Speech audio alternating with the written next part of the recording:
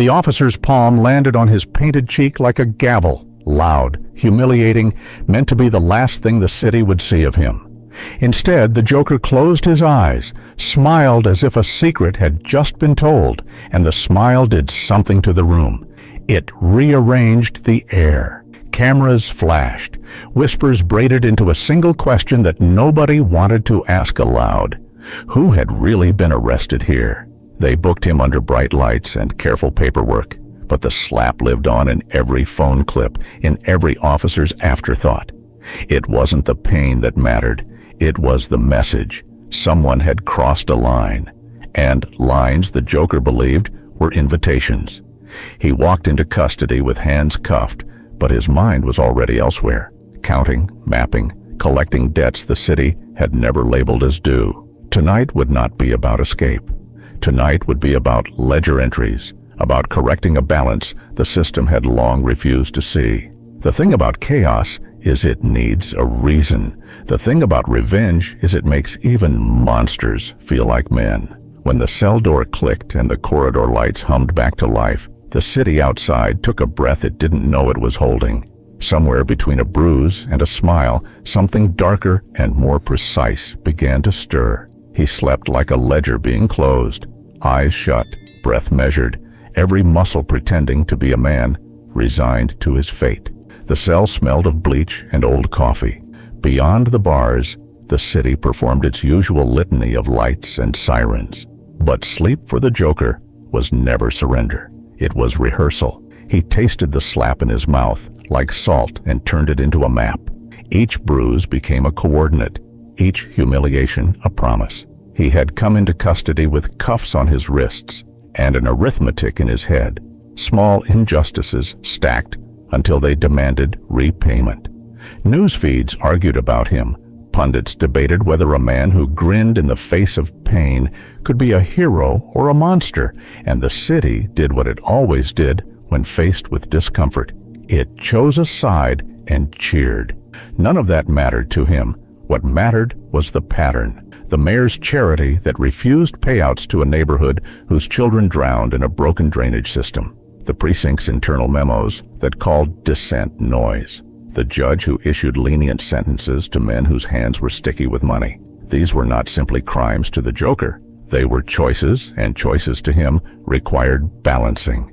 A visit broke the rhythm like a dropped plate. Through the glass sat a woman with hollowed cheeks and a folded photograph pressed to her palm. She said nothing at first. She looked at the Joker the way people look at a stopped clock, with a mix of superstition and obligation. When she finally spoke, her voice was thin as paper. "They told me you were a monster," she said. "But tonight, I learned monsters can be quiet about what they know." Her eyes searched his face not for malice, but for an answer to a personal ledger she had kept since the night her boy didn't come home. "You keep a list," the Joker said, and it sounded almost like a compliment. "Good. Keep lists. They are honest things." He didn't lean forward. Gestures were currency, and he was careful with expenses. Her story unspooled in short, aching sentences. A claim denied, a complaint lost in a drawer, a hospital bill that grew like mold. She had written letters. She had stood in lines. She had begged. The city had folded her pleas into bureaucracy, neat and impenetrable. The slap, she told him, had made people look. "I want them to look until it hurts," she whispered. "I want them to know what we felt." That admission stitched something softer into the Joker's plan. This was not the simple thrill of chaos for chaos's sake. This was a ledger with faces, a revenge that read like a repayment schedule for every life the system had discounted. He promised nothing but attention. "Then we'll take the accounting public," he said. "Not by force, but by making the force look ridiculous for ignoring the arithmetic." She left the photograph on the glass as if it were a pact. Word moved differently in the precinct than it did online. It wound through gossip like smoke, burning away pretenses. Guards who had once laughed at the mug of a clown now found themselves twitching at his silence. A young desk sergeant cracked jokes meant to shove fear back into its box. An older detective, more tired than amused, listened to the Joker speak in parables about doors left open and promises left unpaid. "What do you want, really?" the detective asked once, leaning on a locker like a man balancing a dull truth. "Balance," he said simply. and to make sure the bill is paid where it belongs. He named no names. He listed no proofs. He worked instead through people: a nurse who had lost her accreditation because she reported a supplier, a janitor who had kept receipts of night deliveries that never matched inventories, a school teacher with a stack of letters from parents whose children fell sick after the water system failed. The Joker turned their grief into choreography, a chain reaction of small, undeniable truths that made it impossible for the city to look away without seeming cruel. When the first target wobbled, a philanthropist who had always been photographed handing checks to hospitals, the effect was volcanic. He arrived at a public gala to find his speech interrupted not by an attack, but by a woman whose son had died under the neglect his fund promised to prevent. She asked him a single question, clear as a bell. "Why did you let them drown?" He sputtered. Cameras panned. Social feeds filled. The philanthropist's smile collapsed like a stage set. It was not violence that felled him. It was a crowd's simplified, relentless demand for answerability. Shock followed shock. A councilman discovered his name inside a petition the Joker had orchestrated to be read aloud at every council meeting until someone addressed the infrastructure that had been quietly sold. A police captain saw a line of former informants step forward at a retirement party and describe the favors they'd paid and the investigations that quietly never advanced. Each revelation read like the slow untying of a knot someone else had been told was forever secure. But for every public fall, a new question arose: who had put the pieces together? People began to whisper that the Joker was not acting alone. That rumor spread like a perfume, silly, intoxicating, and dangerous. The precinct felt pressure it couldn't file into a neat report. Officers met in corners and spoke names in low, conspiratorial tones. Newspapers ran op-eds framing the Joker as a social corrective. Talk shows labeled him a terrorist. Both labels felt insufficient.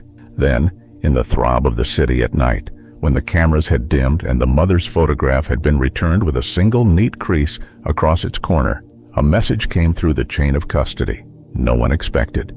The officer who had slapped him during arrest asked to see him alone. He came in uniform, but his shoulders were unarmored by authority. The Joker watched him approach the glass with a smile that was more patient than surprised. The officer's voice was the kind you use when saying something you don't want to be true. "You wanted balance," he said, and there was a strange softness in it. "So did I, but not like this." "What?" the Joker replied, almost pleased. "You've turned contrition into a strategy?" The officer's jaw worked. He folded a single photograph and slid it beneath the glass. It was of a different life. A life with a child who had shoes the wrong size and a wife who had learned to be quiet around late nights. "You make them confess in public," he said. "I made them confess in private. They answer to me. I kept a list too." His eyes hardened. "You think you're the only one who can make the city bleed in order to heal it?" For a moment, both men listened to the hum of the prison's fluorescent lights, to the distant city breathing. Outside, protesters chanted. Inside, an old system rearranged itself with the measured precision of someone folding a paper into a weapon. The Joker smiled, and it was a smile that knew there were more pages to turn. "Good," he said. "Then let us see whose ledger the city will believe." The alliance between two broken men, one in faded uniform, one in paint, felt unstable, like two old buildings sharing a single cracked foundation. They met in the quiet hours when the precinct smelled most honest. Coffee gone cold, paperwork sagging under fluorescent truth. The officer who had slapped him moved slower now, as if the slap had taken more than skin. He brought stories that fit into pockets. Names murmured, late-night deals, favors traded for silence. The Joker listened and sometimes corrected him, the way a conductor corrects a note. "Not anger," he said once, watching the officer's hands. "Strategy. Anger is loud and small. Strategy pulls the thread until the whole seam unravels." They began small and human. A parade of interruptions at city meetings. A chorus of mothers who never asked for a crowd but got one anyway. Teachers who read aloud from letters and let words land like stones. The Joker's theatrics were surgical this time. Instead of blowing up monuments, he exploded the pretense that money could buy amnesty. He taught them to ask simple questions. What did you do the day the water ran black? And who smiled when someone else's child coughed? Those questions, when asked in public, sounded like indictments. At first it looked like chaos. Cameras chased every face that looked even vaguely guilty. The city oscillated between panic and elation. Either the Joker had become a necessary evil or a villain in new clothes. But the real work was quieter. It was 1,000 small reckonings that stitched the public's outrage into legal pressure. People who had lived with shame found they could speak. People who had profited from indifference found their photographs next to obituaries they did not expect. The officer who had slapped him grew restless in victory. He wanted the ledger to be a weapon he could wield to cleanse the precinct. He wanted names and resignations and a new order. The Joker wanted something closer to confession, not punishment for the sake of power, but a clean light on what had been done. "You cannot fix the city by replacing faces," the Joker said one night, staring at a wall map like it was a portrait. "You fix it by making it remember its debts." When the first resignation came, a councilman whose smile could no longer hold under the weight of a dozen voices, the officer celebrated as if the precinct had been reborn. The Joker clapped too, but his eyes were somewhere else, mapping the next fracture. He had watched the city long enough to know that replacing one corrupt hand with another that called itself righteous was a common script. He wanted to break the script entirely, so he wrote a different ending.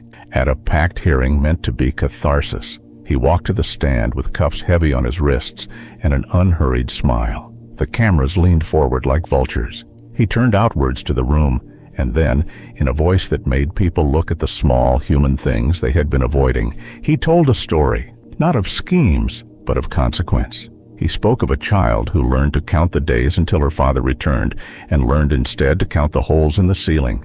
Of a nurse who kept a box of receipts under her bed and slept with her palms clenched around a truth she couldn't say out loud. He did not name names. He gave faces. People wept. The judge frowned. The officer who had slapped him sat rigid, temple pulsing. When the Joker finished, silence sat heavy in the room like a verdict. Then, in the pause, he smiled, and the smile was not a victory. "I made a show of being taken," he said, "so you would watch what you'd refuse to see." The room shifted, understanding blooming like frost on glass. "But I did not make myself the hero. I made myself the mirror." That confession should have been the end.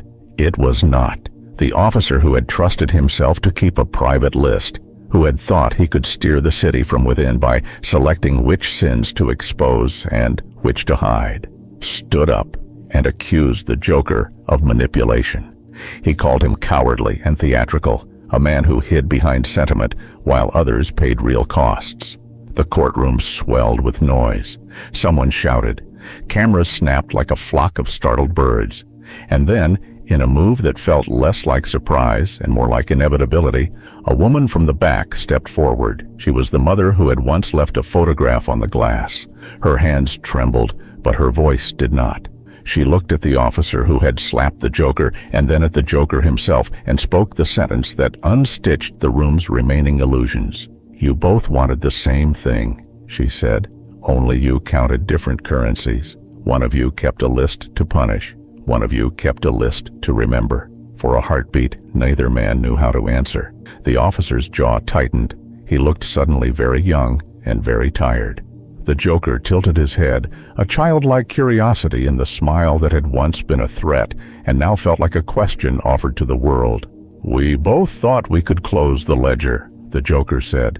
"But ledgers are not closed by hands. They are closed by being seen." The hearing ended without the tidy justice the city craved. Some officials resigned. Others hardened their smiles. The officer returned to a precinct that no longer trusted him completely, and the mothers who had come to speak began to form a body of witnesses that could not easily be ignored. The Joker went back to a cell where the light was different now, not accusing, but observant. He lay on the narrow cot and felt something unfamiliar. Exhaustion that was not the exhaustion of hiding, but of having given everything he could into a shape the city might one day recognize as truth. At dawn, as the first paperboy came with his stack of news, a child stood at the corner where the protest had been.